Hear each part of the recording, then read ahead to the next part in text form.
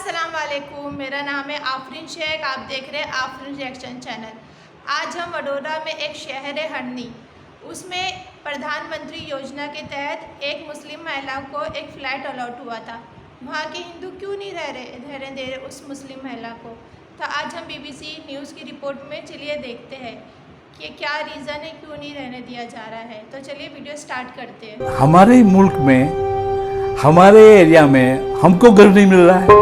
Government की जो bureaucracy है, ये ब्यूरोक्रेसी का दुरुपयोग है।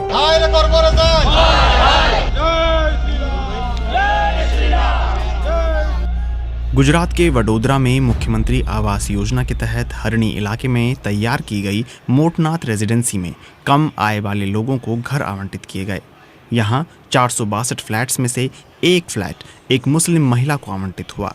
इसके बाद सोसाइटी के 32 निवासियों ने इस आवंटन के विरोध में प्रदर्शन किया और प्रशासन से इस आवंटन को रद्द करने का आवेदन दिया।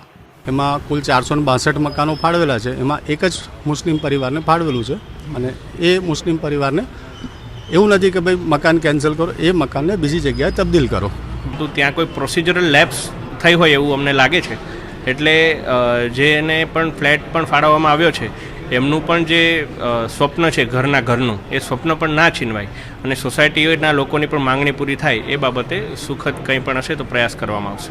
તાંજાજા નકોટા વિસ્તાર એ લોકો માટે ફાળવેલ છે જ સરકારની જ પોલિસી છે લઘુમતી માટે સ્પેશિયલ મુસ્લિમ જાતિ માટે અકોટા ને તાંજાજા, ત્યાં કોઈ હિન્દુને એલોટમેન્ટ કરતા નથી. આ સરકારની જ પોલિસી છે.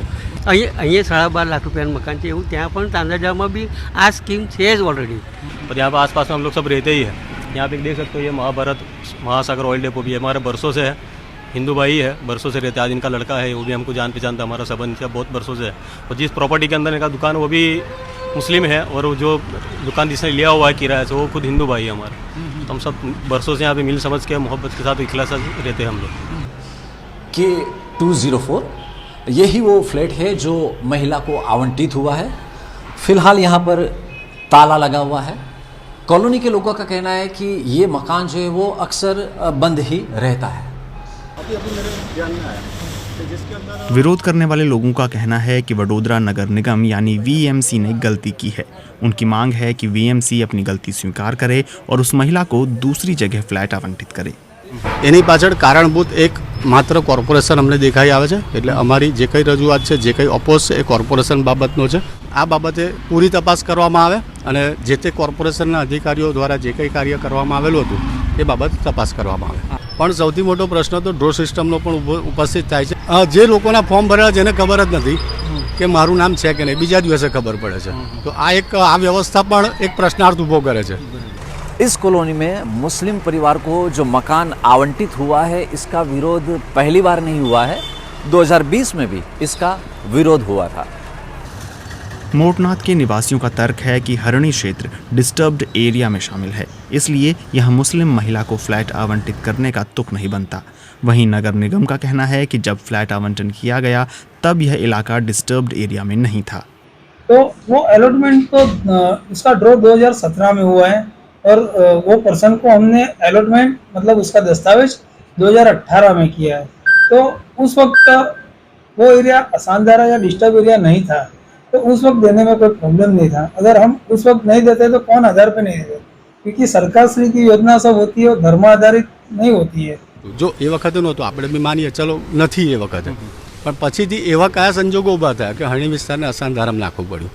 इस विषय पर बात करने के लिए हमने 2 से 3 बार कलेक्टर का संपर्क किया, लेकिन उनका संपर्क नहीं हो पाया. अगर उनकी ओर से हमें कोई जानकारी मिलती है तो आपको ज़रूर बताएंगे.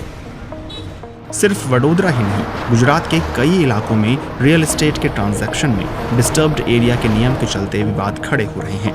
आइए समझते हैं कि ये डिस्टर्ब्ड एरिया एक्ट क्या है. ये कानून सांप्रदायिक दंगों के दौरान असामाजिक तत्वों द्वारा हिंदू या मुसलमान समुदाय की संपत्ति के दुरुपयोग को रोकने के मकसद से पारित किया गया था.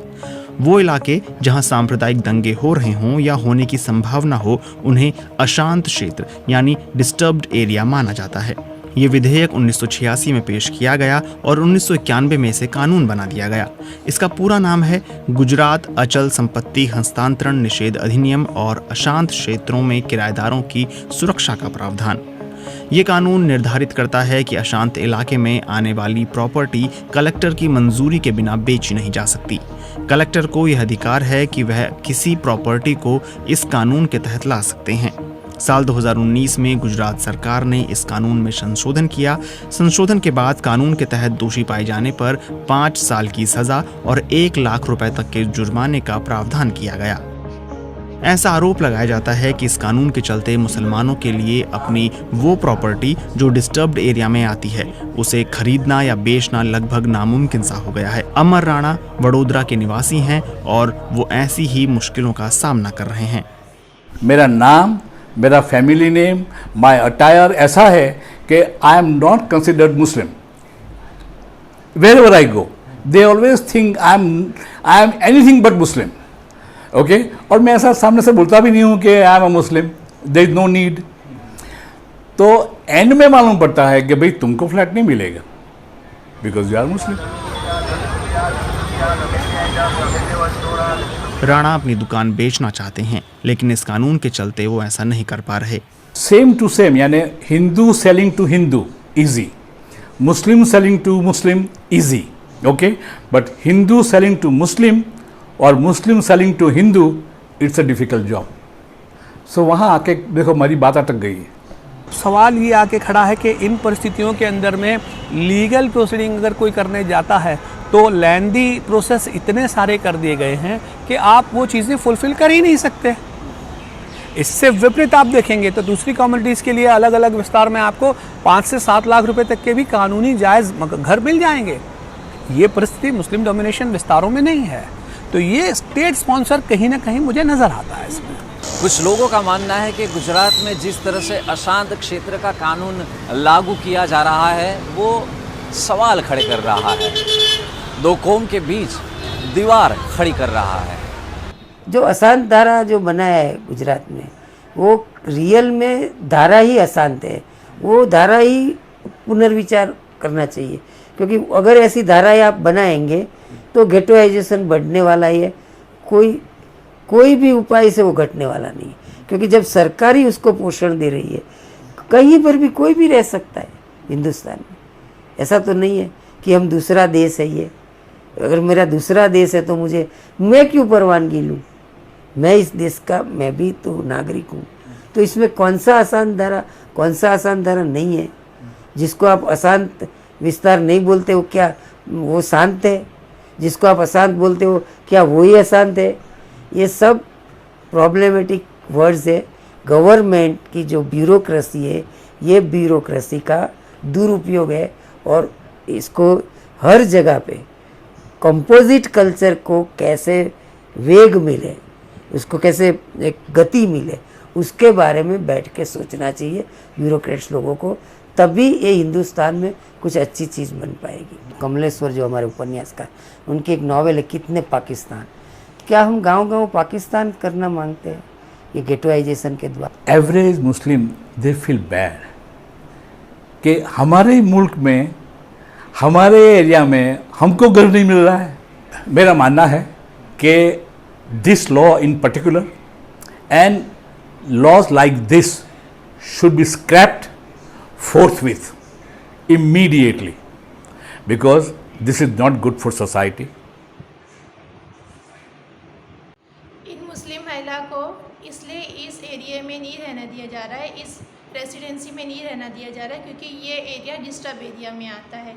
क्या हमारे हिंदुस्तान में अब इक्वालिटी नहीं रह गई है? अगर ये डिस्टर्ब एरिया में आ रहा है, अगर एक हिंदू भाई को मुसलमान एरिया में रहने उनको फ्लैट अलॉट किया जा रहा है तो क्या हम मुसलमान रहने नहीं देंगे? या कोई और मज़हब का है, सिख है, ईसाई, क्या उनको नहीं रहने दिया जाएगा? क्या इक्वालिटी हमारे हिंदुस्तान में ख़त्म हो चुकी है? तो प्लीज़ प्यार बढ़ाइए, हिंदू मुस्लिम का ना छोड़ दीजिए। राम जी का नारा लगा के या अल्लाह अकबर बोल के अगर हम इस धर्म में फिट बैठते तो शायद हम इस धर्म में नहीं फिट बैठते, क्योंकि हमारी धर्म में ही, चाहे वो हिंदू का हो या मुसलमान का हो, उसमें सिर्फ इक्वालिटी सिखाया जाता है, डिफरेंस करना नहीं सिखाया जाता है।